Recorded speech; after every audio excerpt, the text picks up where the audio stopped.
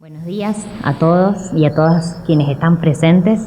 Mi nombre es Julieta Citroni, soy docente de esta casa y tengo el enorme gusto de moderar el último panel de estas 11ª jornadas de trabajo sobre historia reciente. El panel se titula Problemáticas ambientales e historia reciente, abordajes multidisciplinares y estará a cargo de María Gisela Haddad, Álvaro Álvarez y María Laura Vicentini, a quienes enseguida voy a presentar. Pero antes quería señalar que en esta edición de aniversarios que estábamos conmemorando de las jornadas, nos encontramos también recordando los 20 años de la inundación ocurrida en Santa Fe por el desborde del río Salado, el 29 de abril de 2003, actualmente Día de la Memoria del Pueblo Inundado. Para toda la ciudad tuvo un gran impacto porque alcanzó a cubrir 1/3 de la planta urbana, afectando no solo a las áreas urbanas y sociales tradicionalmente afectadas por los fenómenos hídricos en Santa Fe. De hecho, una de las imágenes que seleccionamos para promocionar las jornadas es la fotografía del conjunto de viviendas construidas por el FONAVI entre 1978 y 1982 en el borde sur de la ciudad, al que las aguas cubrieron 2 plantas completas. En definitiva, y para resumir, el ejercicio de traer este acontecimiento a la memoria adquiere significación dentro de la profunda crisis ambiental mundial. Y esa es la cuestión que hoy nos congrega. En este panel se pondrán en discusión algunos de los conflictos socioambientales recientes que atraviesan a nuestro país en el marco de los procesos globales de acumulación por desposesión, extractivismo y consenso de los commodities de las economías del sur global. En particular, se abordarán las megaobras de infraestructura y su incidencia en la producción del territorio, en atención a la espacialización del agronegocio. Además, se analizarán los procesos y acciones que han producido espacios de riesgo ambiental. En particular de estos procesos, interesa resaltar las vinculaciones con el entramado institucional y las resistencias que se construyen desde los territorios, así como los impactos sociales y ambientales, directos e indirectos, y los desafíos hacia el futuro para estos territorios. Pero también se considera la importancia de la temporalidad, en unas jornadas de historia de trabajo sobre historia reciente, en la gestación de las condiciones del hábitat. En definitiva, se trata de atender a las formas y manifestaciones espaciales que imprime el actual contexto de reestructuración capitalista neoliberal, que fue una consigna, una cuestión que ha estado presente a lo largo de estos 2 días. Y a continuación, cierro estas palabras, presento muy brevemente a la primera de nuestros panelistas y le cedo la palabra, no sin antes agradecer y reconocer la generosidad, la respuesta entusiasta, el traslado para estar hoy presente acá. Ella es María Gisela Haddad, es socióloga por la Universidad de Buenos Aires, magíster en estudios latinoamericanos por la Universidad Complutense de Madrid y doctora en ciencias sociales por la UBA. Actualmente investigadora asistente del CONICET en el Instituto de Investigaciones Gino Germani, miembro y coordinadora de distintos grupos de trabajo de Claxo y docente de la carrera de Sociología de la UBA, a la vez que dicta seminarios en el doctorado en Ciencias Sociales en la misma universidad. De este modo, resumiendo sus currículums, doy pie a María Gisela. Su presentación se titula Conflictos socioambientales en la historia reciente de la Argentina, escenarios, problemáticas y resistencias. Igual voy a saludarnos. Bueno, buenos días a todos y todas. Al contrario, yo soy la agradecida, la verdad, de la invitación, no solamente por venir, sino por compartir en un espacio en el que no es tan habitual para mí como socióloga. A mí los cruces transdisciplinarios me parecen fundamentales para avanzar, para crecer, así que en una jornada de historia reciente me parece un espacio muy interesante que se planteen estos debates. Así que gracias por la invitación.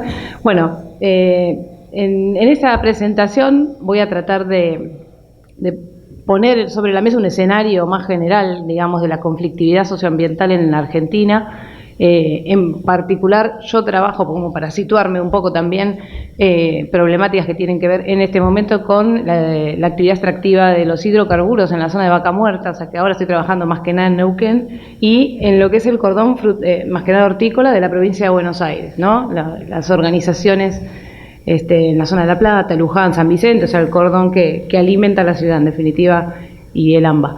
Pero bueno, la presentación de hoy es más general y además yo he trabajado antes también con asambleas socioambientales en La Rioja, en Neuquén, en Río Negro, en general es un panorama general, vale la redundancia. No sé si vos querés, ¿vos me vas pasando? Ah, bueno, pasamos. Bueno, esto simplemente, no me voy a detener, pero para mirar desde qué clave lo estamos analizando. Digamos, la problemática socioambiental o la conflictividad socioambiental se enmarca en una lógica, en un paradigma, digamos, económico o también, si se quiere, social y de desarrollo, que como decía Laura, Laura no, Julieta, me confundí, en la presentación tiene que ver con estas perspectivas de acumulación por desposesión, ¿no? De consenso de los commodities. No me puedo detener porque sería muy largo, pero es la clave de lectura de lo que viene después. En particular, quizás, me interesa como concepto más articulador de todo lo que viene, la idea de extractivismo, porque las actividades que podemos pasar, las tres actividades que quiero presentar como las más importantes, las leemos, las conceptualizamos desde esa mirada, ¿no? Es mucho más fácil de decir o ver que la megaminería o la extracción de hidrocarburos es de carácter extractivista. Con el tema de los agronegocios es una discusión, digamos, es un debate un poco menos saldado que los otros. Desde la perspectiva que asumimos, yo pertenezco a un grupo de trabajo, lo consideramos una actividad más del extractivismo. Bueno, estas tres actividades, mi idea es presentar brevemente qué implican y qué impactos tienen para pasar a las resistencias, que es lo que a mí me parece más interesante y a su vez también es desde el punto de vista también de ver la proyección, quizás interesa plantear. Así que bueno, la primera de las actividades, grandes actividades justamente en esta zona, justamente en el núcleo productivo pampeano, digamos, es la actividad de los agronegocios. Para nosotros, como perspectiva, el agronegocio es una actividad extractiva porque tiene que ver con una... me doy vuelta un poco, perdón, con la escala, está enmarcado en una lógica financiera, hay una financiarización del agro enorme a partir de esta incorporación de los agronegocios en los años 90, ¿no? A partir de la soja RR y todo lo que, ya creo que más o menos sabemos. Y esa lógica se refleja en los territorios. Es un modelo excluyente, en general vinculado a actores de una escala en la cual los pequeños y medianos productores no tienen cabida. De hecho, la concentración de la tierra, ¿no? Si uno mira el censo agropecuario, la concentración de las explotaciones agropecuarias viene increyendo desde los 80, reduciéndose cada vez más, 25% en el último periodo intercensal, donde está clara muestra de cómo opera este modelo, orientado al mercado externo, lo cual comparten todas las actividades extractivas en general, con un desanclaje o un desajuste grande entre los territorios, los actores de los territorios y esa producción, que está orientada al mercado exportador, que se maneja con valores y patrones monetarios externos. Si pasamos a la siguiente, un poquito tema de impactos. Básicamente las consecuencias socioambientales vinculadas a las fumigaciones, que eso creo que es algo que manejamos en general todos como información, lo cual no está exento igual de disputa o de consenso en ciertos sectores, que justamente son los sectores que toman las decisiones, ¿no? De hecho, mismo en el campo de la ciencia, si vemos las vinculaciones del CONICET con ciertos organismos, o sea, ya no hace falta que ampliemos mucho, pero sabemos que esta mirada no es compartida por ciertos sectores, pero sí es compartida desde los territorios donde no queda ninguna duda de los efectos de las fumigaciones, por ejemplo. También hay otras consecuencias que tienen que ver con la erosión de los suelos y con los desplazamientos territoriales, o sea, la problemática es inmensa en cuanto a sus impactos. La contaminación, ni hablar de todo lo que tiene que ver con la pérdida de biodiversidad a partir de los desmontes, del corrimiento de la frontera agropecuaria, etcétera. En la siguiente me dedico un segundito para ver lo mismo respecto de la megaminería, una actividad con mucho menos consenso a nivel nacional, porque no hay una tradición minera en la Argentina, como sí ocurre, qué sé yo, en Chile, en Ecuador, en Perú, pero que generó también toda una serie de movilizaciones o de resistencias muy fuertes, porque la avanzada de esta actividad parecía no tener límite en sus inicios, ¿no? Año 2002, 2003, etcétera, donde empiezan a haber las primeras movilizaciones y se empiezan a visualizar algunas consecuencias. El primer proyecto acá que se desarrolla es Bajo la Lumbrera, que ahora ya está en etapa de cierre, ya se cerró en realidad, que es del 97, pero hasta el 2002-2003, con las asambleas de Esquel y digamos, no toma impulso para que se viera a nivel nacional. La megaminería es una actividad que es bien claramente conceptualizada como extractivista, sobre todo porque funciona como un enclave, ¿no? Está bastante alejada por su lógica, que funciona en por lo menos 4.000, 3.000, 4.000 metros en general, lejos de los poblados más cercanos, pero las consecuencias en realidad se ven en los poblados cercanos sin dudas. Ni hablemos de la contaminación, que es lo más evidente, los derrames, la ruptura de los diques de cola, todo el drenaje ácido, todo lo que tarda en verse pero se ve. A veces ocurre directamente, como pasó en San Juan, notoriamente en 2015, 16, 17, derrames concretos, como pasó en Brasil. Fue repercutió mucho el caso de Río 12, el desastre de Vale, que mató muchísima gente. Bueno, fue una verdadera tragedia a nivel de esas grandes tragedias que en Argentina no han ocurrido, pero que no estamos libres de que ocurran. El riesgo en cuanto a estas actividades, pasamos a la próxima, tiene que ver con la contaminación de uno de los elementos más importantes y que hablábamos siempre, que es el tema del agua, que en este caso no solamente se dan las aguas superficiales, sobre todo también en las zonas glaciares, periglaciares y los acuíferos. Después todo el impacto sobre la flora y la fauna, más vinculado con todas las voladuras y todo ese polvillo que genera muerte de vegetación. Eso, bueno, daña la cadena trófica, digamos, entonces finalmente llega también al ser humano ese daño, y todo lo que es la competencia, en definitiva, por las actividades a las cuales se les da relevancia o se promueve en cada región. Hay mucha competencia con las agriculturas regionales, con las actividades de subsistencia. Siempre estamos hablando de zonas que a veces están bastante alejadas y los que las habitan son pobladores mapuches, campesinos, diaguitas, son distintas poblaciones que entran a estar más presentes en el mapa, digamos, de la agenda de los problemas cuando salen y se manifiestan, como está pasando ahora en Jujuy, notablemente, que después vamos a ir ahí. Bueno, nada, paso a la siguiente porque es mucho si no explicar cada actividad en concreto, pero no era la idea tampoco, ¿no? Finalmente, la explotación de hidrocarburos, me voy a centrar o voy a mencionar sobre todo los hidrocarburos no convencionales, porque la actividad convencional en Argentina tiene más de 100 años, no genera o no generaba mayor problemática a nivel de población, es decir, sí genera problemas socioambientales, pero no estaban siendo notables las protestas o las organizaciones en contra de hecho es una actividad que cuando se privatizó YPF, por ejemplo, generó lo contrario, más bien movimientos para defender la fuente de trabajo, ¿no? Las famosas pobladas en Cutralcó, Tartagal, etcétera, Plaza Huíncul, bueno, Neuquén, Salta. Entonces, no era una actividad tan controvertida, hasta que se introduce esta nueva forma de extracción de hidrocarburos, que se conoce como fractura hidráulica o fracking, que tiene, por su lógica, tiene una invasión del territorio, digamos, que es difícil de no ver para quienes lo comparten o lo habitan. Básicamente, ahí, bueno, para hacerlo breve, hay lo que principalmente impacta primero, antes que la contaminación, es el uso del territorio.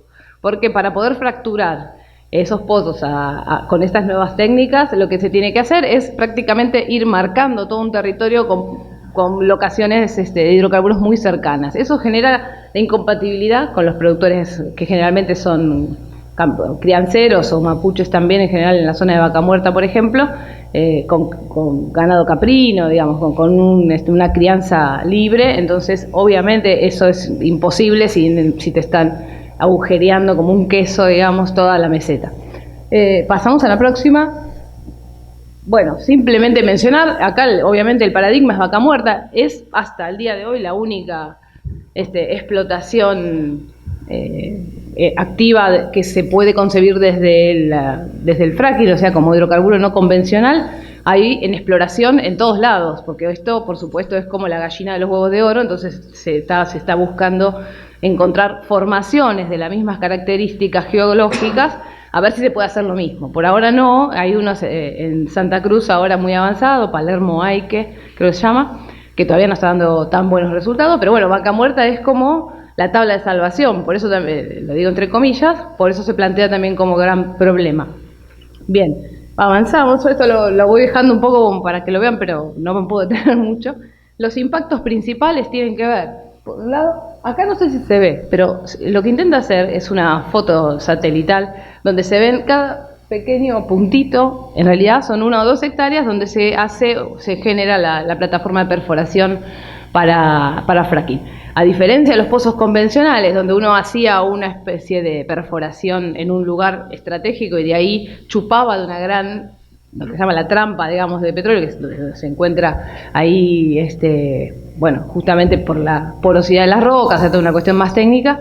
Acá lo que hay que hacer es ir fracturando toda la roca madre, en definitiva, que está a 3.000, 4.000 metros, para que eso destrabe, libere el hidrocarburo y ahí se pueda extraer. O sea que entonces es mucho más, ya por lógica es súper invasivo.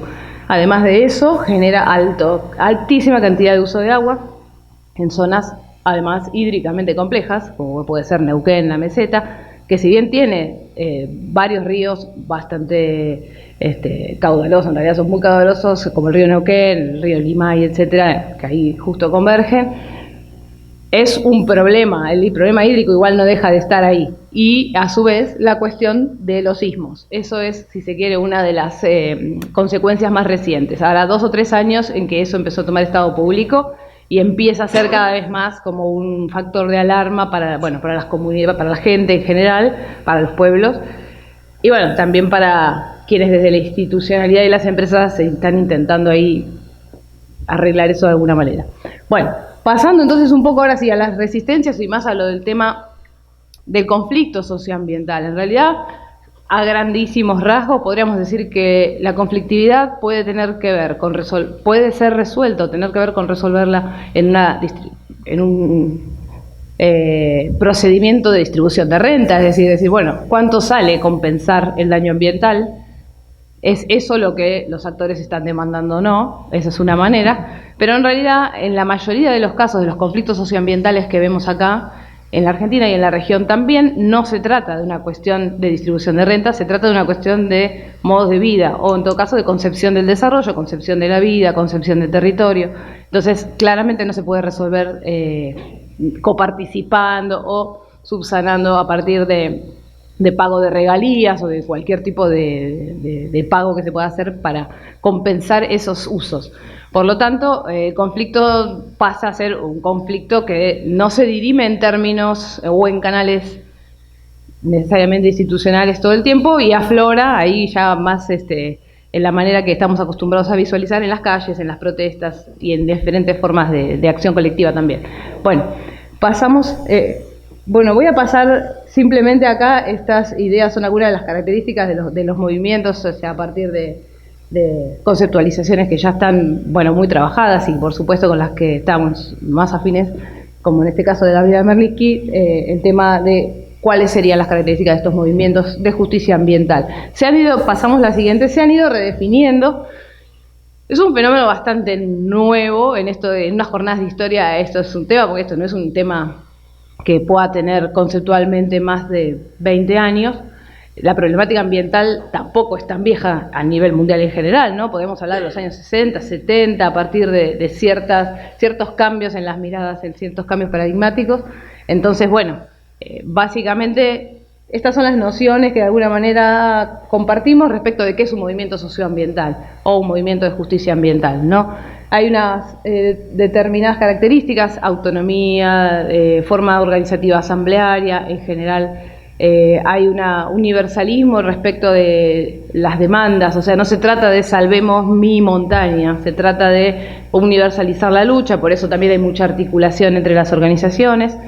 Bueno, es un poco la característica general. Pasamos a la siguiente. Acá me quedó con eso que se va apareciendo. Bueno, nada. Pasamos la otra también, así lo hacemos más rápido.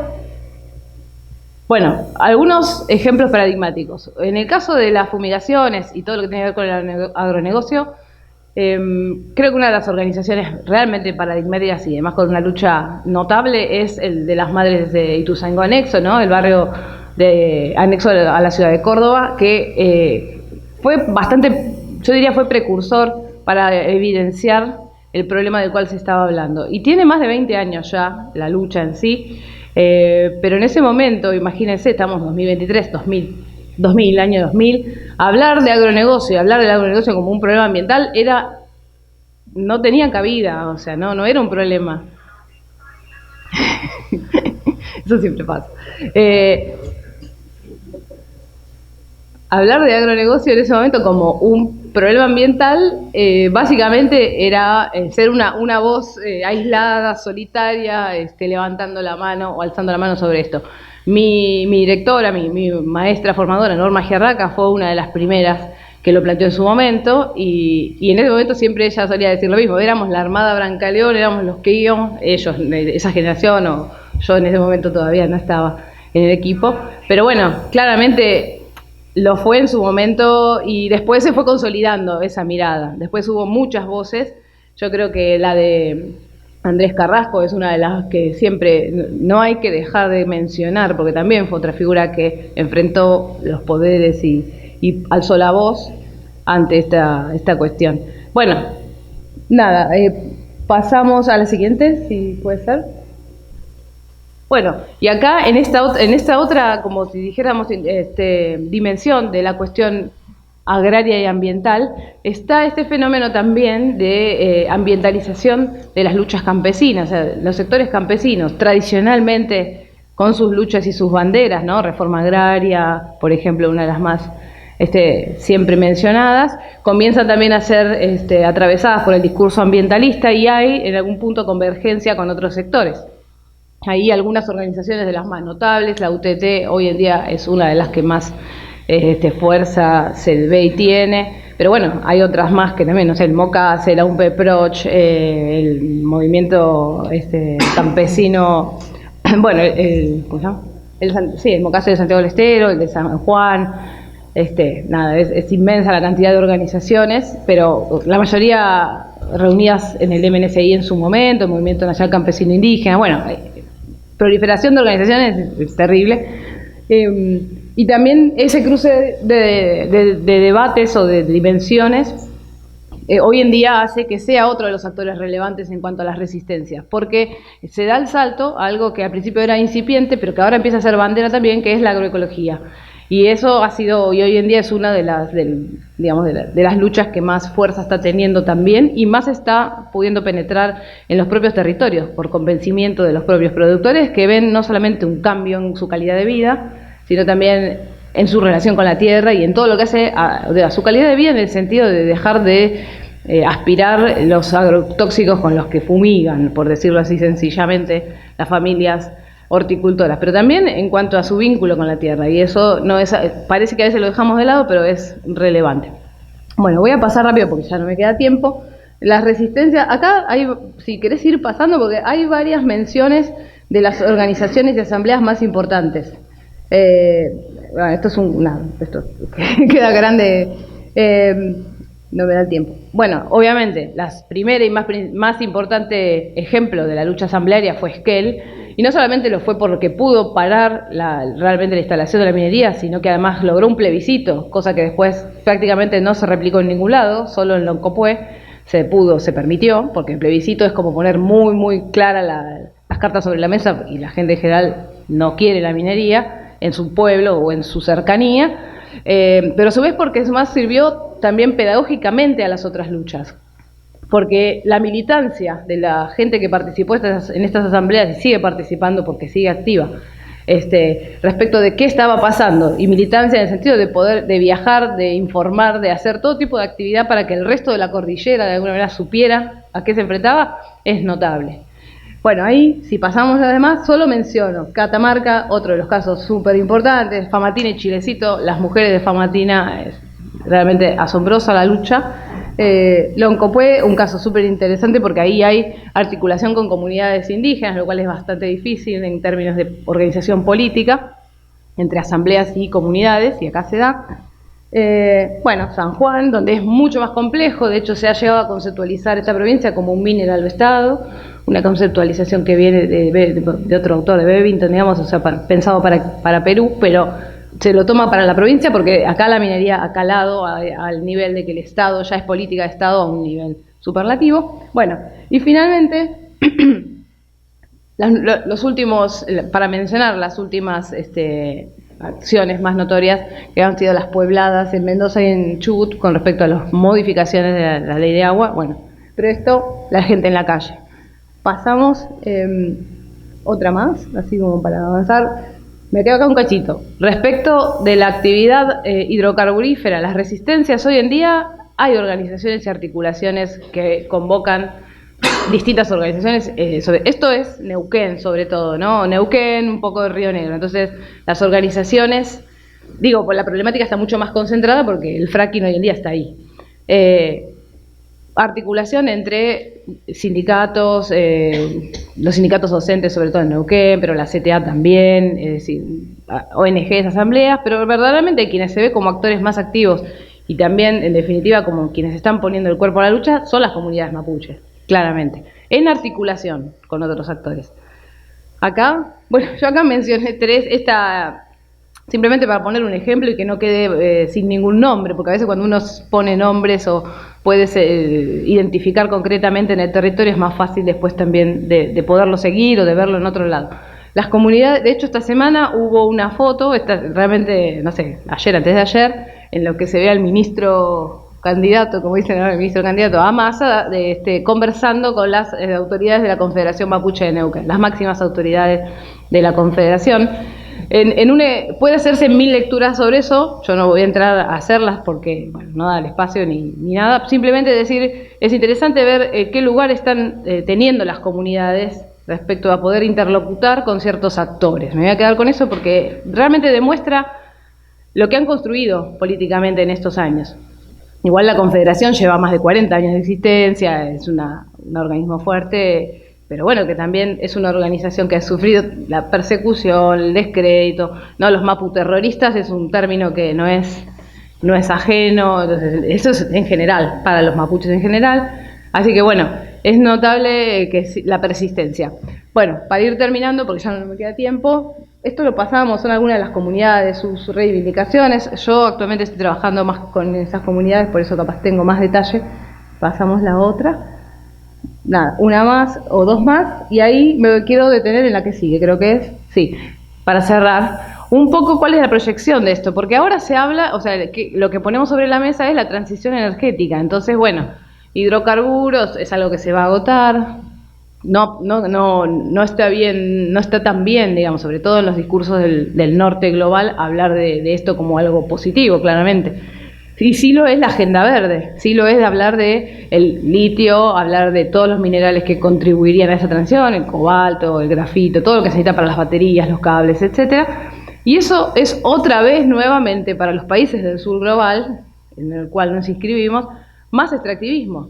Porque no es, por más que sea generar energía eólica, generar mareomotriz, cualquiera de las energías que son verdes, renovables, etcétera, tienen impactos territoriales para todas las poblaciones que habitan cerca, pero a su vez también son objeto de un debate. ¿Es eso lo que queremos? Porque hacia el litio parece como que todos nos encolumnamos, digo, en general como sociedad habría un consenso de que el litio sería algo positivo.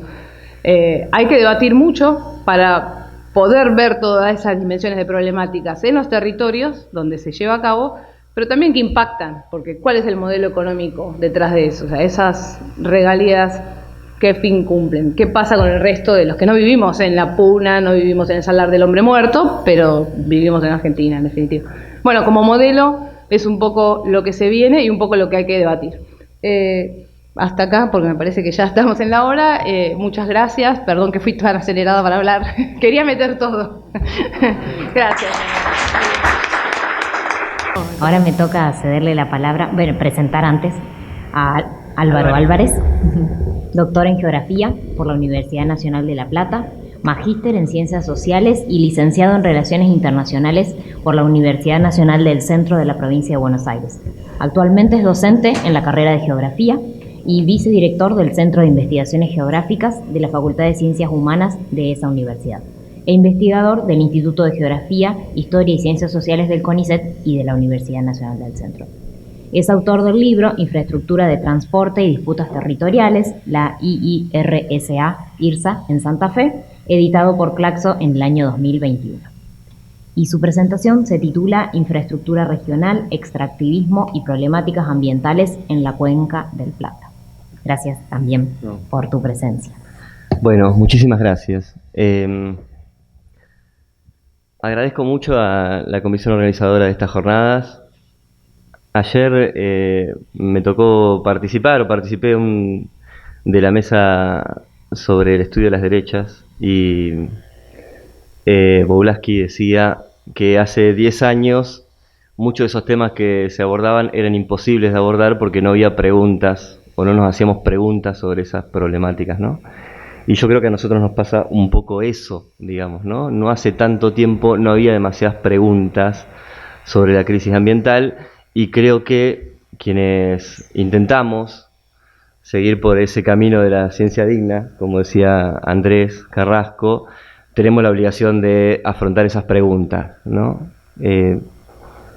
Como decía Julieta, yo vengo del Instituto de Geografía, Historia y Ciencias Sociales, un instituto que está conformado por el Instituto de Estudios Históricos Sociales, el IES, de Tandil, que seguramente todas conocen acá, y el Centro de Investigaciones Geográficas, que el año que viene cumple 30 años, así que para nosotros, no tanto desde la interdisciplina, sino más bien desde nuestro acervo cotidiano, el vínculo entre la historia y la geografía es casi una moneda corriente, ¿no?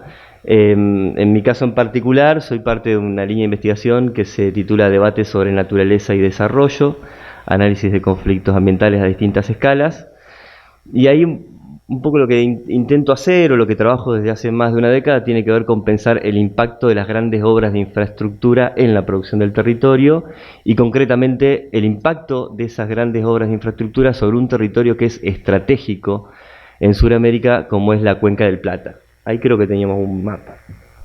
3.200.000 kilómetros cuadrados, el 20% de Sudamérica. Y hoy, bueno, charlamos un poco con María Laura. Nosotros decimos que trabajamos un poco sobre la historicidad de la geografía y la geograficidad de la historia, digamos, ¿no? Tiempo y espacio son indisociables. Entonces, pensamos cuáles son esos territorios estratégicos y por qué son territorios estratégicos, y también me parece que es una responsabilidad pensar en las múltiples temporalidades, ¿no? Y cuando hablamos del extractivismo, a veces hay tiempos largos y tiempos cortos, y hay tiempos diferenciales, ¿no? No sé, si hablamos del tiempo largo del extractivismo, nos deberíamos remontar a 1540, 1570, con Cerro Rico y Potosí, ¿no? Ahí Horacio Machado Arauz, con Potosí el origen, me parece que aportó mucho para pensar esto de la infraestructura en función de la extracción, ¿no? Pero nos interesa el tiempo corto, y acá, sobre todo, y el tiempo corto dialoga con esa historia reciente, ¿no? Y concretamente pensaba en algunas cosas que dijiste. Digo, bueno, claramente la reestructuración capitalista en los años 70 es el marco para pensar la expansión del extractivismo en América Latina, ¿no? Y ahí hay como 4 procesos que dialogan, que están entrelazados. Primero, nosotros trabajamos de una perspectiva cercana a la teoría de Milton Santos, y él habla que uno de esos procesos es la imposición de un medio técnico, científico, informacional sobre el territorio. ¿Qué es eso, un medio técnico, científico, informacional? La forma geográfica que asume el mundo con posterioridad a la crisis de los 70, donde la técnica está cada vez más mediada por la ciencia y cada vez más mediada por las finanzas y la tecnología, ¿no? Ese medio técnico, científico, informacional se lleva puesto, erosiona, degrada formas de organización del trabajo menos modernas, digamos, ¿no? Y ahí la infraestructura va a jugar un rol central. Si hablamos de... Ahí creo que tenemos otra... Eso. Digo, otra dimensión es la reconfiguración del trabajo. También hubo una mesa acá sobre eso, no voy a ahondar, pero la posibilidad de la integración técnica de los procesos productivos implicó, de alguna manera, la imposición de un mecanismo flexible de desarrollo del trabajo, ¿no? Y un disciplinamiento de la mano de obra. Para ahí la infraestructura también tuvo un rol central. Una tercera dimensión tiene que ver con el sobredesarrollo, la hipertrofia del mercado financiero, ¿no? Digo, que implica una feroz transferencia de capitales desde el sistema productivo a las finanzas y el endeudamiento como motor del consumo. Endeudamiento público, endeudamiento privado y hoy cada vez más endeudamiento de la vida cotidiana. Y las finanzas también pasan a ser un actor central en la inversión en infraestructura. O dicho de otra manera, la infraestructura es valorada como un activo financiero. Nicholas Gilbert habla en un libro que se llama Licencia para saquear, infraestructura, extractivismo financiero en el sur global. Analiza muy finamente los nuevos mecanismos y cómo es imposible desvincular las inversiones en mega proyectos de infraestructura del desarrollo financiero en las últimas décadas. Y por último, también se habló de esto, la expansión del capital a nuevos territorios en búsqueda de nuevas capacidades productivas y de nuevos recursos, ¿no? Esto que David Harvey denomina mecanismo de acumulación por despojo, ¿no? El ajuste espacio-temporal. Milton Santos hablaba de la transformación de los territorios nacionales en espacios nacionales de la economía internacional. Así como cada vez más es imposible desvincular la producción del territorio, el uso productivo del territorio, de las dinámicas globales de acumulación, ¿no? 50 años después, y esto también se dijo, de esa gran reestructuración del capital, claramente transitamos por una crisis de dimensiones civilizatorias. Tuvimos el gusto de tener en esta universidad a Porto González, el enorme gusto de tener esta universidad que partió hace poquito, y él nos decía que transitamos por un proceso de una ruptura metabólica, ¿sí? Un colapso metabólico, porque el ritmo de reproducción del capital vulnera el ritmo de reproducción de la naturaleza, ¿no? Caminamos por el límite de ese colapso metabólico. En ese sentido, la expansión, la pretensión totalizante del capital de llegar a todos los rincones pone a la reproducción social al límite de ese colapso. Y eso es muy posible de ver en el agronegocio. Esto ya lo mostraba Gisela hace un rato. Digo, en el año 2004 Syngenta prefiguraba en este territorio la República Unida de la Soja. Y hoy eso que prefiguraba hace 20 años es una realidad concreta, ¿no? La expansión denodada y decidida del agronegocio sobre la Cuenca del Plata. Ahora bien, para que esa expansión del agronegocio sobre la Cuenca del Plata sea posible, se necesitó de infraestructura. Y ahí hay un gran complejo infraestructural que es la hidrovía Paraguay-Paraná. La hidrovía Paraguay-Paraná fue central en la expansión del agronegocio en la región. Nosotros pensamos a esa hidrovía como una infraestructura extractivista, como una infraestructura que es pensada, diseñada y ejecutada en función de las dinámicas de reproducción del capital,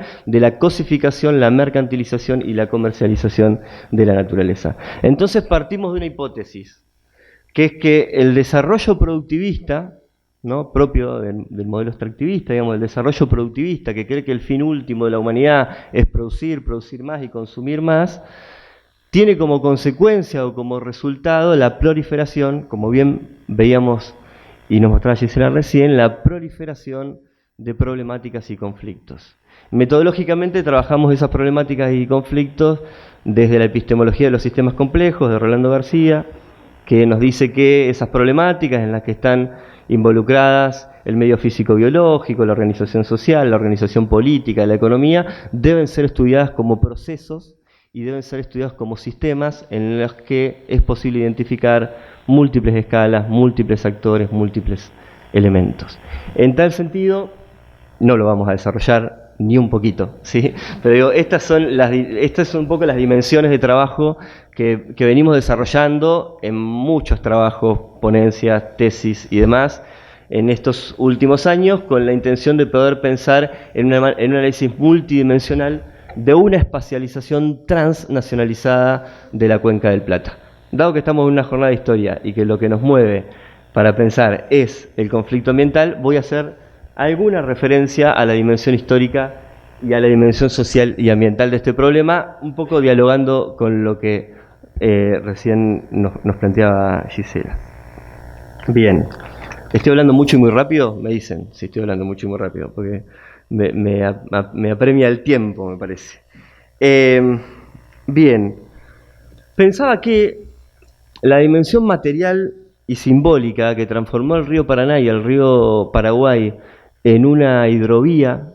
¿Sí? Vieron que hablamos de la hidrovía y dejamos de hablar del río Paraná. Digo, ¿no? Esa dimensión material y simbólica que transformó al río Paraná en una hidrovía se fue conformando en al menos 5 momentos bien definidos. El primero, en el año 89, es la sanción de la Ley de Reforma del Estado y la Ley de Puertos en el año 92, que de alguna manera habilitó la concesión, privatización de los puertos en la Argentina. Tal es así que hoy, de los 101 puertos con capacidad de exportación que tiene la Argentina, el 70% están en manos privadas y la mayoría en manos extranjeras. ¿Sí? Eso habilitó un proceso muy fuerte de extranjerización de nuestro sistema logístico y portuario. Un segundo momento es la disolución de la empresa Líneas Marinas Argentinas. Ahí creo que tenemos otro. La disolución de la empresa Líneas Marinas Argentinas. Ustedes saben que a mediados del siglo XX Argentina tenía una de las flotas mercantes más importantes del mundo. 160 buques con capacidad exportadora. En la crisis del 2001, a la crisis del 2001 llegamos solo con 19 buques. Después de la aplicación de las políticas neoliberales, hoy la totalidad de los fletes se realizan con buques de bandera extranjera, lo cual implica una erogación de 7.000 millones de dólares que cuestan los fletes por no tener una flota propia. El tercer momento fue la concesión de obra pública por peaje del dragado y balizamiento de la hidrovía Paraguay-Paraná al consorcio Hidrovía Sociedad Anónima. Esto lo sabemos todos porque fue un conflicto muy fuerte que estalló en el año 2021. ¿Por qué? Porque esa apertura fue ganada por la empresa, el consorcio de Hidrovía Sociedad Anónima, está conformado por la Nacional EMEPA y la dragadora belga Jan de Null. Durante 25 años, Argentina perdió el control operativo y administrativo de la hidrovía Paraguay-Paraná, y no solo perdió el control administrativo de la hidrovía Paraguay-Paraná, sino que no tenemos un estudio de impacto ambiental en 25 años del funcionamiento hidroviario. El cuarto momento fue el desmembramiento de la Junta Nacional de Granos, porque no solo cumplía un rol nodal en el control de los puertos, sino que también cumplía un rol en el subsidio a actividades productivas, ¿sí?, que eran consideradas prioritarias. Desde ese proceso, la conformación de precios llegó a estar solo atado a las operaciones del mercado, lo cual implicó la desaparición en 10 años, del 96 al 2006, de 160.000 pequeños productores agrícolas en esta región. ¿Sí? Un proceso de concentración a gran escala de la producción. El quinto momento fue el 20, y lo podemos poner con fecha así concreta, como le gustan a ustedes los historiadores. Es el 25 de marzo del 96, el decreto 167 de la Secretaría de Agricultura, que habilitó la producción y comercialización de soja transgénica con uso de glifosato. Fue a partir de ahí cuando la hidrovía empezó a cumplir un rol análogo al que cumplió el ferrocarril a fines del siglo XIX, principios del siglo XX, que fue facilitar la expansión de la frontera sojera en este territorio y cumplir la utopía de Singenta de hacer la República Unida de la Soja. El sexto momento, y sobre eso es lo que yo trabajo puntualmente, es que en el año 2000, bajo el paradigma del regionalismo abierto, la hidrovía Paraguay-Paraná pasa a ser uno de los ejes de la Iniciativa para la Integración e Infraestructura Regional Sudamericana, la IRSA, un complejo entramado de 600 obras de infraestructura y una inversión estimada de 198.000 millones de dólares en las áreas de energía, transporte y comunicaciones, financiadas por el Banco Interamericano de Desarrollo, la Corporación Andina de Fomento y el CAF. Esa redefinición de la infraestructura fue realizada a partir de un documento pensado por el propio Banco Interamericano de Desarrollo, que se llamó Un nuevo impulso a la integración e infraestructura regional suramericana. Se rediseña el mapa del extractivismo en América Latina a partir del rol de estos tres organismos financieros internacionales. La IRSA pasa a ser el foro técnico del COSIPLAN, 10 años después, cambio del paradigma de integración.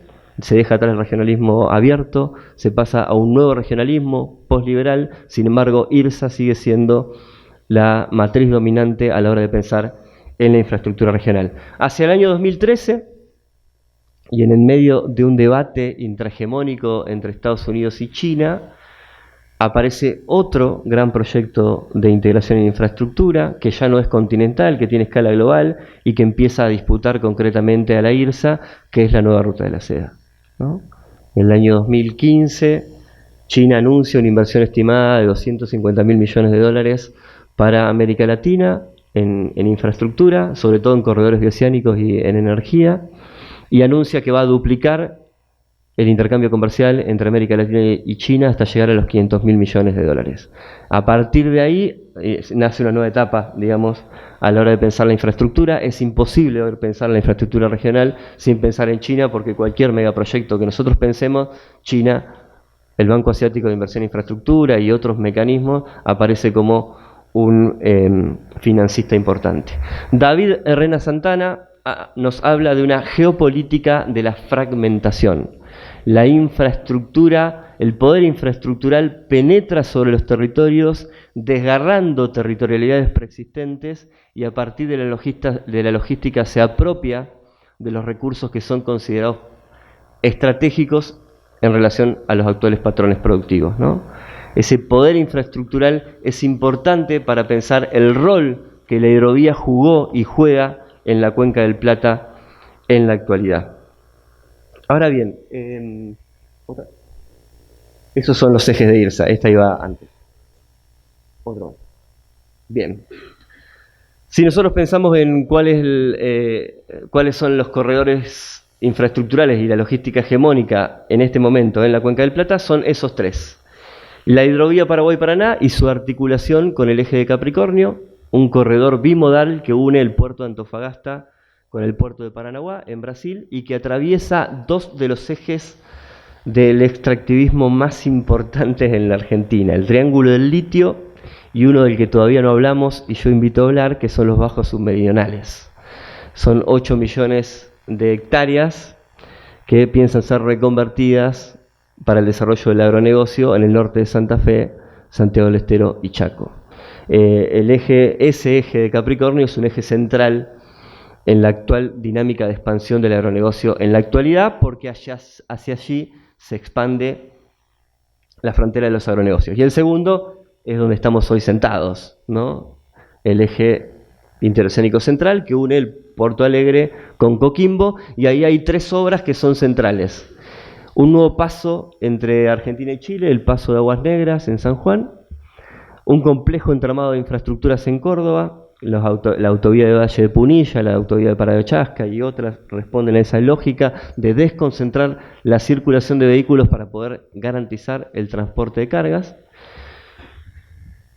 Y el tercero es un nuevo enlace entre Santa Fe y Paraná, ¿no?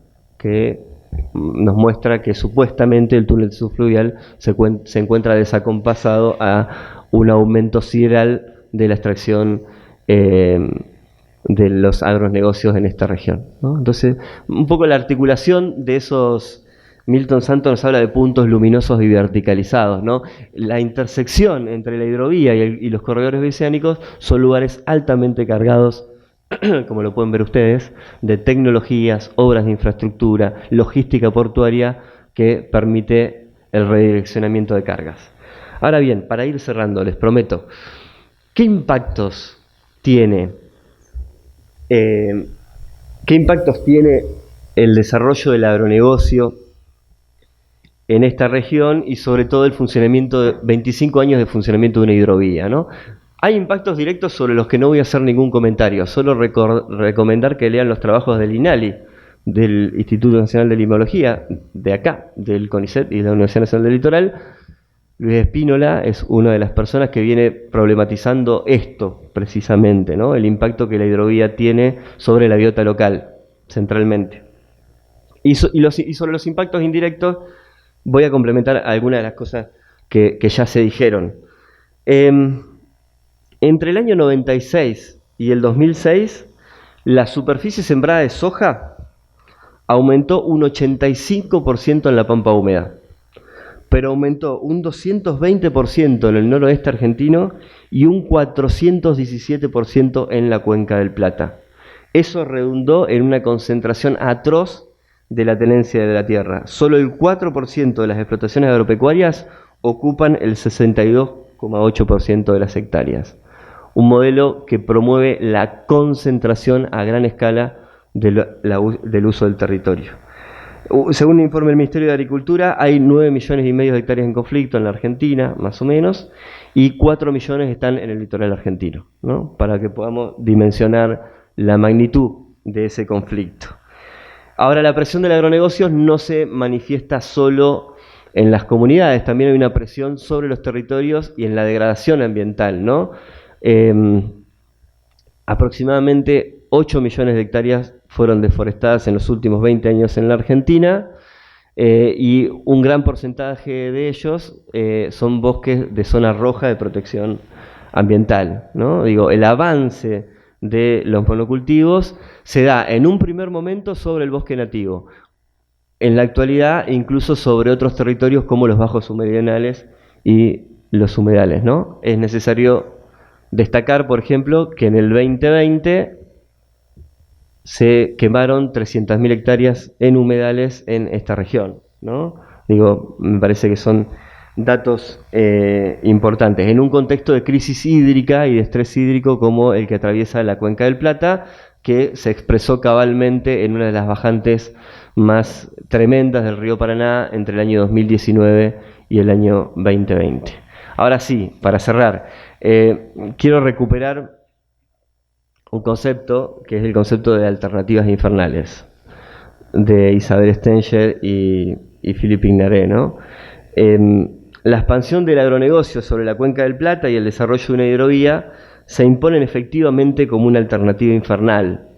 La reestructuración capitalista a la que hacíamos alusión y el avance totalizador del neoliberalismo destruyó divisiones territoriales del trabajo preexistente y socavó la fuente de sustento de vastas comunidades, vulnerando los mecanismos de regulación del Estado.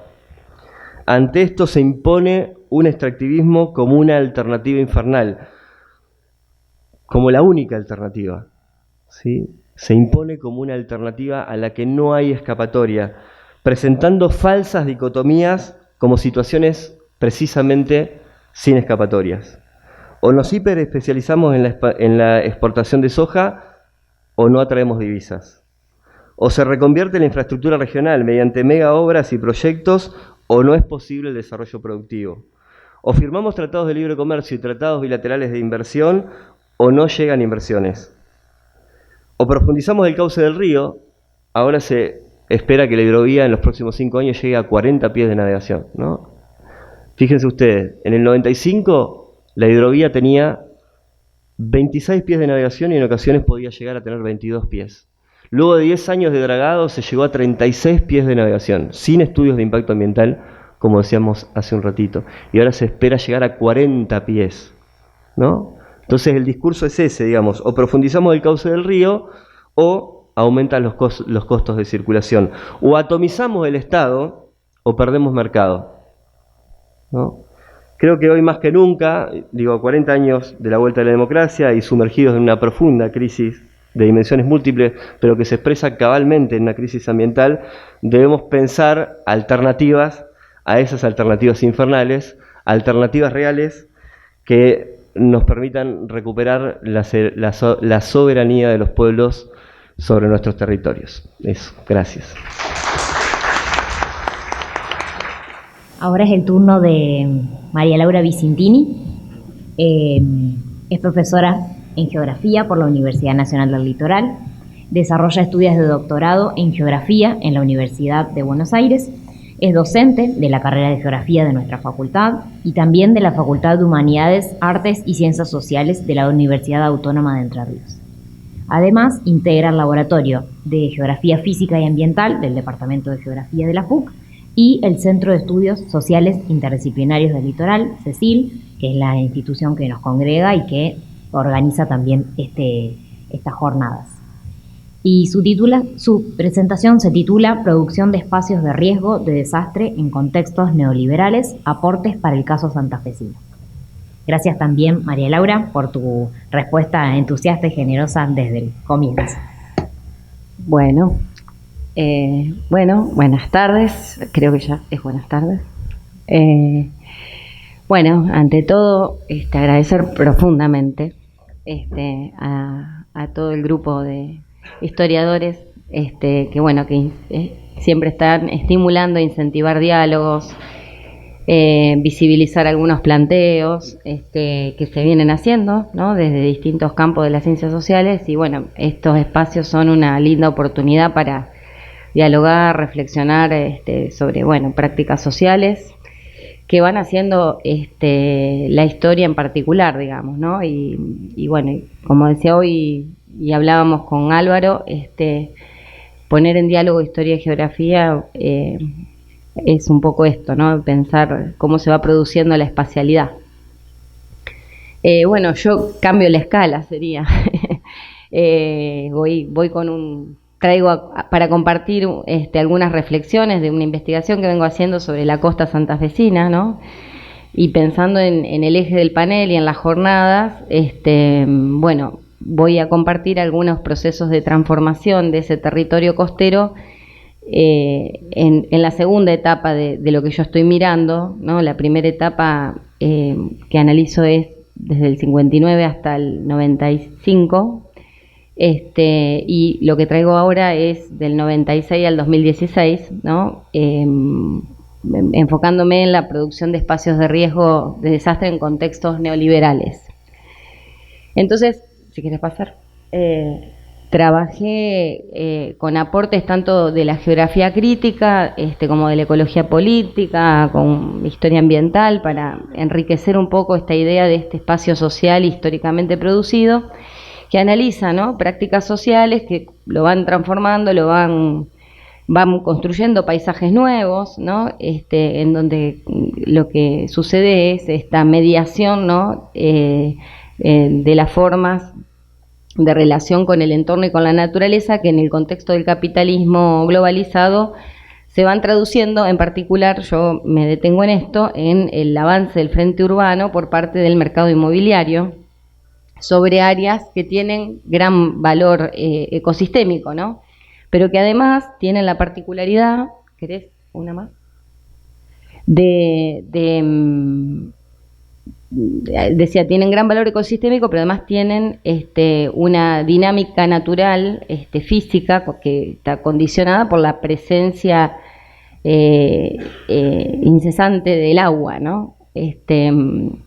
Bueno, creo que ya se ha hablado un poco del enfoque desde la geografía radical marxista, digamos, cómo se produce el espacio desde los aportes de Lefebvre, ¿no? La idea de este espacio como un producto social que desnaturaliza, ¿no?, un poco esta idea del espacio como algo dado, como algo estático, pasible de ser descripto, sino que lo que intentamos es explicar las dinámicas y los mecanismos que tiene el capitalismo, digamos, para producirlo en distintos momentos históricos. Y entonces, bueno, la historia tiene un lugar central en el análisis de ese proceso, ¿no? Entonces, un poco recuperando a Milton Santos y la idea del espacio capitalizado, digamos, me gusta mucho entender que el proceso, ¿no?, de esa producción, de ese espacio y el momento en que la sociedad se apropia de eso, ¿no? Entonces, avanzando. La planicie aluvial, digamos, es el gran dinamizador del territorio costero. El territorio costero está ahí en el círculo, para los que no son de acá. Es como una especie de isla, ¿no es cierto? Si uno lo mira así, parecería una isla rodeada de agua y de distintos subsistemas que en realidad tienen cada uno una particularidad en su dinámica, pero que todos forman parte de lo que se llama la gran planicie aluvial del río Paraná. Y sobre esa isla hay varias localidades asentadas sobre lo que geomorfológicamente se llama un campo de dunas. Recientemente Ramonel definió a eso como una zona elevada central discontinua, o sea, es una zona muy baja, muy anegable, además compuesta en su mayoría de arenas, traducido a lo más simple y llano, ¿no? El sector que tiene más peligrosidad es el sector sur. Hay riesgo de trasvase de agua del este hacia el oeste por el arroyo Leyes. Y hay 3 tipos de amenazas hidrometeorológicas que son en ocasiones convergentes. Hay inundaciones por crecida y desborde del río, que están asociadas a sus pulsos cíclicos, ¿no?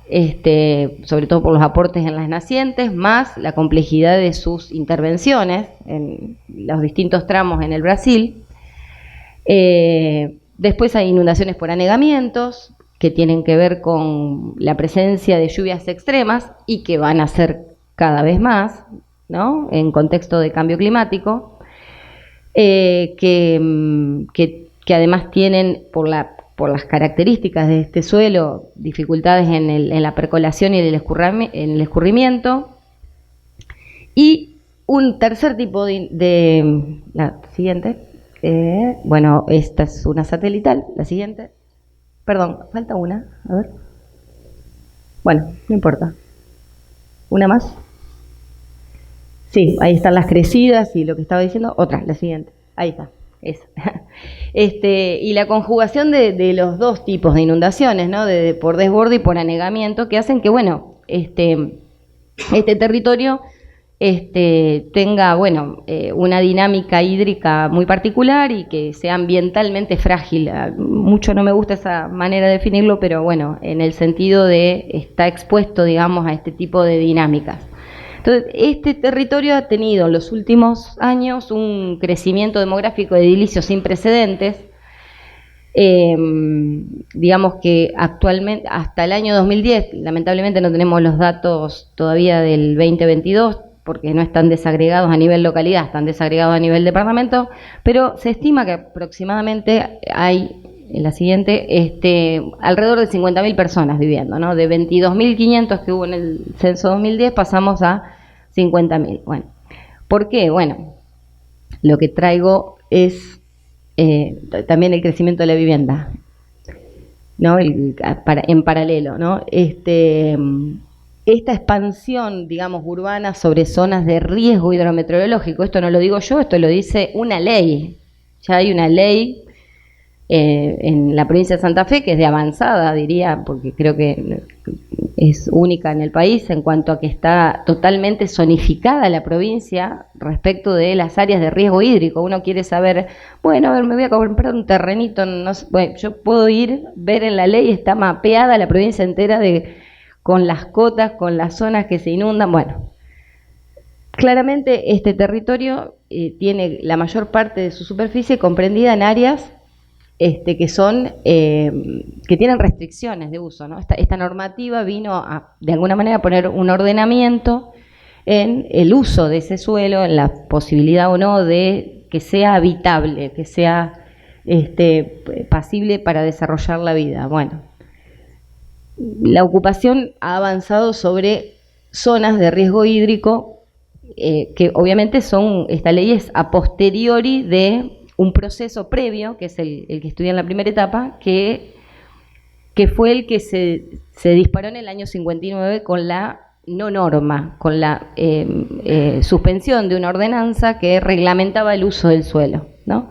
Durante 20 años de no norma hubo loteos, hubo expansión. El mercado inmobiliario ejerce una lógica expansiva que justamente aprovechó para comprar estos terrenos a muy bajo precio y hacia el año 94, con la construcción de la defensa, esos lotes que se fueron comprando a muy bajo precio fueron puestos a la venta también a un precio diferencial respecto de lo que son los lotes en la ciudad de Santa Fe y motivó el desarrollo y el crecimiento de esta nueva ciudad defendida ahora, ¿no? Entonces, quería ahora pasar algunos elementos de tipo teórico, más bien, que permiten reflexionar en torno a las implicancias y a los factores que incidieron en estas transformaciones espaciales, más cercanos en el tiempo a Lefebvre, a Santos, quienes han trabajado sobre los procesos de urbanización en contexto de reestructuración capitalista neoliberal, fueron David Harvey, Neil Smith, Brenner, que pusieron el énfasis sobre todo en cómo la dinámica del urbanismo neoliberal se fue apropiando de algunos elementos, sobre todo de la naturaleza, y que se replican en un lado y en el otro del mundo, digamos, ¿no? No es que la costa es una novedad en eso, ¿no? A su vez, bueno, también el aporte de pensar, digamos, a los riesgos de desastre en relación con estos procesos más generales, que tienen que ver con pensar no al riesgo en sí, a la problemática de las inundaciones como algo ajeno a la sociedad, sino más bien como una construcción social, y centrarnos en que estas dinámicas de urbanización capitalista lo que generan es nuevos espacios de riesgo y profundizar condiciones de vulnerabilidad social que son a las que se debería atender, digamos, ¿no? Porque a la naturaleza no la vamos a poder controlar así como así. El río va a seguir ocupando los lugares que siempre ocupó, pero sí pensar en las diferencias sociales, pensar en las diferencias económicas que nos sitúan y nos exponen de un modo muy distinto, y frente a los desastres ya no somos todos iguales, ¿no? Entonces, esta nueva revolución urbana, que bueno, está situada, ¿no es cierto?, que se gesta a partir de los 70, pero que, bueno, se despliega sus lógicas, digamos, en forma discontinua en el ámbito latinoamericano y en Argentina. Bueno, se caracterizó básicamente por un proceso de difusión urbana, del seguimiento del modelo anglosajón de suburbanización, ¿no? Bueno, de esto ya se ha hablado bastante, ¿no? La desarticulación del mundo rural por la expansión del agronegocio, la deslocalización industrial. Acá no sería el caso, acá sería más bien un territorio de consumo de periurbanización digamos, por naturaleza, digamos, ¿no? La siguiente. Bueno, esto era en relación a lo del riesgo, así que seguís. Entonces, este modelo y estas políticas urbanas básicamente fomentan, ¿no?, todos estos elementos, ¿no?, de renovación urbana, de asociación público-privada, de lograr competencia entre ciudades. Me detengo más que nada en el último aspecto, en el marketing sobre la naturaleza, ¿no? O sea, se despliega una serie de estrategias de simulación paisajísticas, que se expresan espacialmente, digamos, en algunos procesos como la gentrificación, la elitización, la segregación socioespacial, la marginación, la turistificación y la patrimonialización. La siguiente. En otro cuerpo conceptual, quien ha trabajado mucho sobre esto, viene trabajando hace bastante, habla del extractivismo urbano. Es Patricia Pintos, que ha estado por acá hace no mucho, y del proceso de urbanización de naturaleza, que es el concepto que toma de Singwedow, y bueno, y que también tiene la matriz, ¿no?, en los procesos de acumulación por desposesión, en donde la técnica es muy importante, y sobre todo en espacios en donde hay que dominar a esa naturaleza. Entonces, y acá volvemos a retomar a Santos, que cuando se trata de territorios donde hay una dinámica hídrica tan importante, revisar cómo fue el proceso con respecto a la técnica para que se haya hecho posible esa habitabilidad. Retomo a Santos, digo, porque Santos decía que la geografía era una filosofía de las técnicas, ¿no? Entonces, porque reunía esto del espacio y del tiempo en una relación indisociable, que el tiempo modelaba el espacio y la diversidad de formas de habitarlo derivaban de esas distintas prácticas, ¿no?, en donde se desarrollan los sujetos sociales. Bueno, en la etapa moderna de la costa, digamos, por así decirlo, disculpen los historiadores, le puse así, la etapa moderna, suena raro, pero ahí hubo un desarrollo de infraestructura, de movilidad sobre todo, ¿no?, de todo lo que tuvo que ver con la dotación de ferrocarril, puentes, o sea, se entró a la costa. Hubo una ausencia de normas, ¿no?, que blanqueó la urbanización, y se incorpora a la costa como una periferia recreativa, ¿no?, de uso finisemanal y recreativo.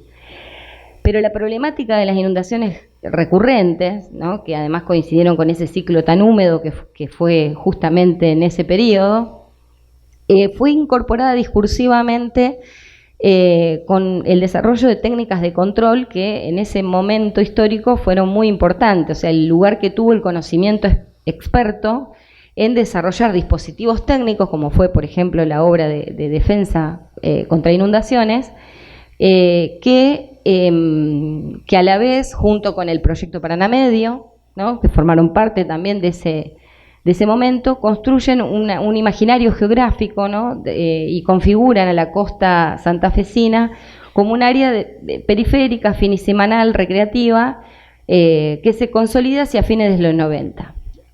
La obra de defensa, aquellas imágenes son de la defensa antes, la antigua defensa, no es que no había defensas antes de la gran obra de defensa, que es la imagen de la derecha, pero eran muy precarias y además se iban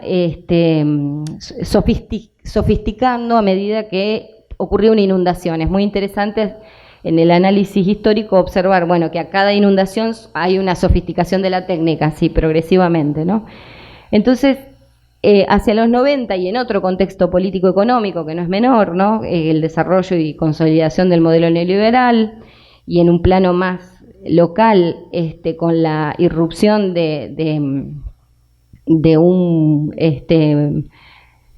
cuerpo político que viene de la no política, el reutemanismo incorpora, digamos, grandes obras de infraestructura como es esta, en pleno contexto de reforma de Estado, de acceso al crédito internacional, y incorpora un nuevo imaginario con la defensa, que es el imaginario de la seguridad, ¿no? O sea, la sedimentación de la idea de seguridad en realidad ocurre unos años después, ocurre después de que en la inundación del 98 la defensa resistió, y eso, ese aprovechamiento de la naturaleza en términos de que ahora con la obra la costa se vuelve segura, modificó esas condiciones de riesgo ambiental de la población en la zona. ¿De qué manera? La siguiente, perdón.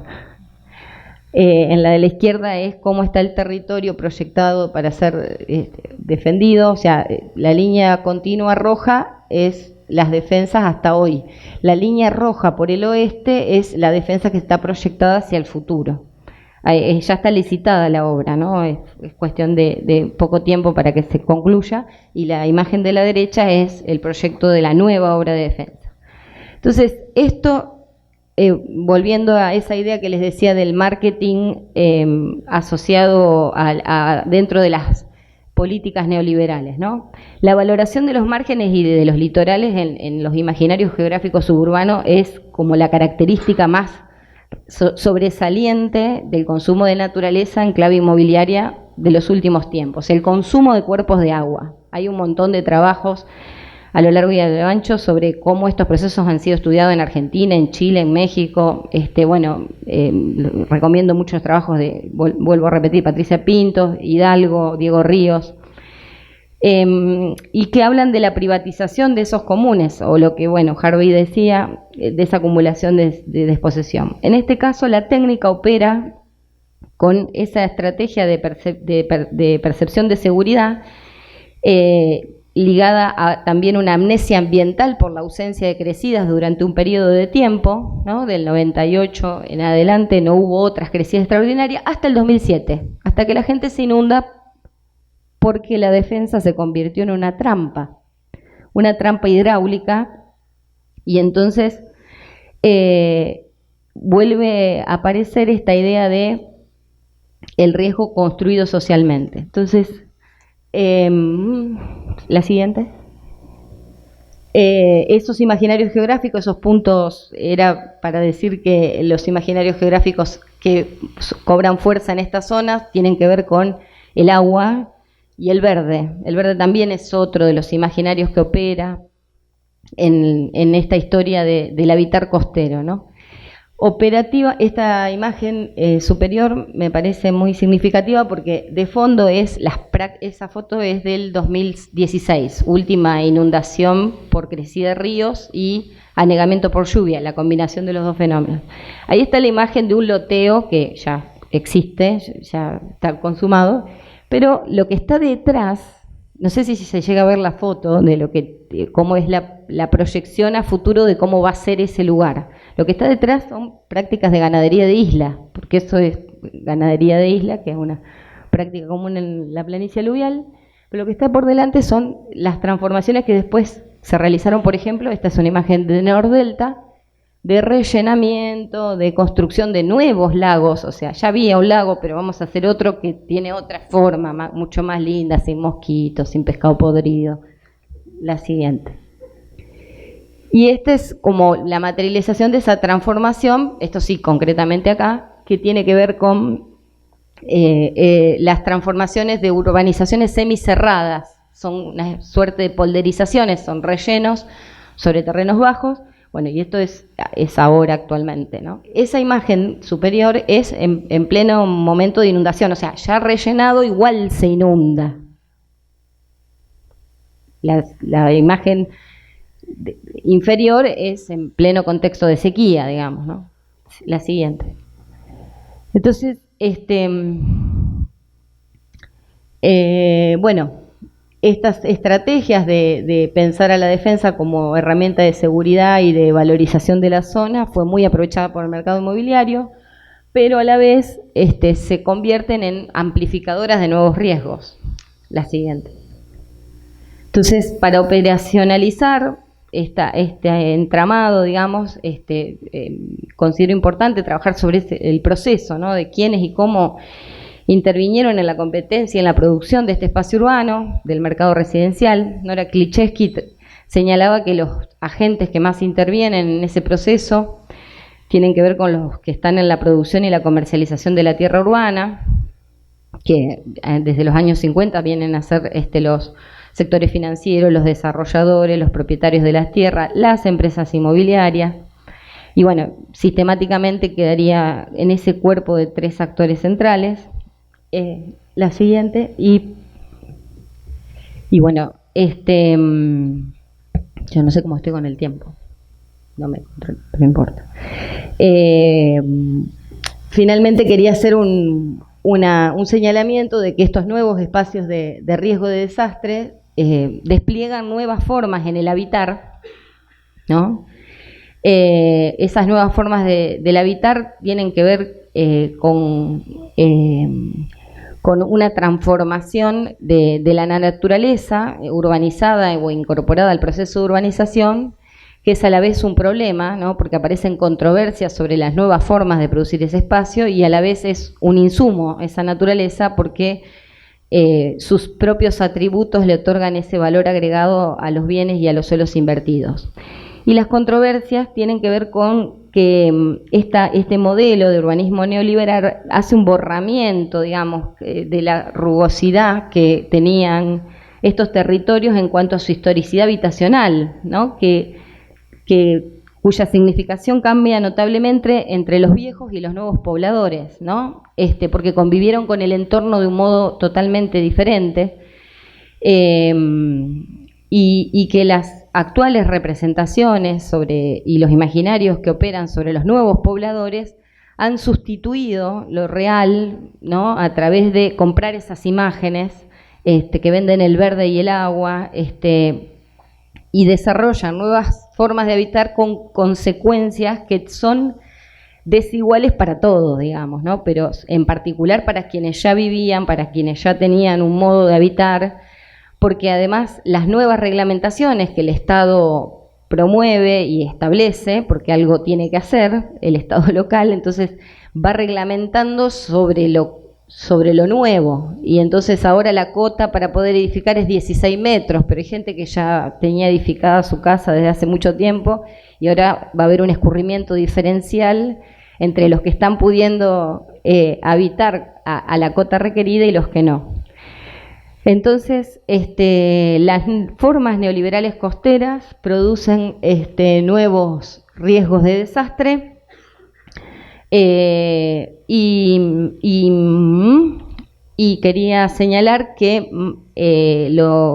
como un elemento importante, un poco en diálogo con los compañeros, tiene que ver con las resistencias que nuevos y viejos pobladores empezaron a plantear a partir de los años 90 para coordinar acciones y reclamos sobre estas formas y acciones que se vienen desplegando en la costa, ¿no? Entonces, bueno, es interesante porque las luchas van aunando distintas conflictividades en las cuales se ven prejudicada la vida cotidiana de estos pobladores. La última, bueno, como reflexiones, como para ir cerrando, este aumento de la población y estas nuevas formas de valorización del área han provocado esta expansión y el incremento de la vulnerabilidad, sobre todo de la población. El